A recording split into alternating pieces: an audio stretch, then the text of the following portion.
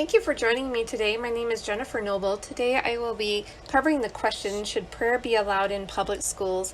I do think it should. Prayer has benefits anywhere from soothing and strengthening the mind and to help think clearly and remain calm in the face of stressful events, to help overcome judgment and prejudice by learning patience, acceptance, and unconditional love, develop a clearer sense of self through introspection and reflection, and develop interpersonal connections through increased empathy and compassion. That's from PR Newswire.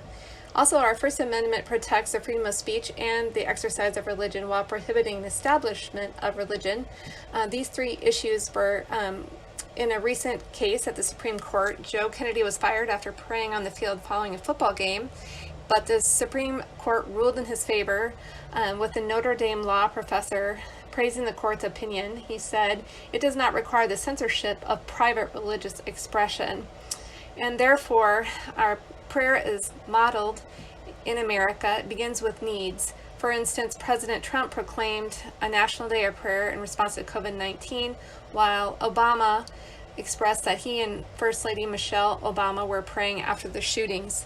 Now, this is another example of how prayer benefits non-believers and believers. They did a study where they compared that light gray is the believers, the dark gray is the unbelievers. So you can see at the bottom that a stranger praying will be meaningful to them was equally as important. And then there were some other areas that it wasn't. However, it also provided great emotional support to both unbelievers and believers. All these gatherings by Christians for prayer are peaceful. The See You at the Pole is an example where students gather around and may look similar to this. And prayer also helps with mental health. It can help increase focus, stabilizing conditions like ADHD, help self-esteem, and control memory loss and Alzheimer's.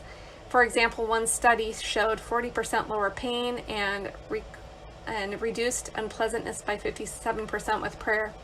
It also helps to stabilize heart rate, reduce blood pressure, decrease sensitivity to pain, and strengthen the immune system. That's PR Newswire.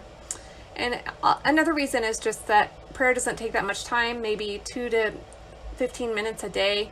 Likely people wouldn't take that much time in school. So these are the resources that I use to gather the benefits of prayer, and I hope that you can see why it is helpful.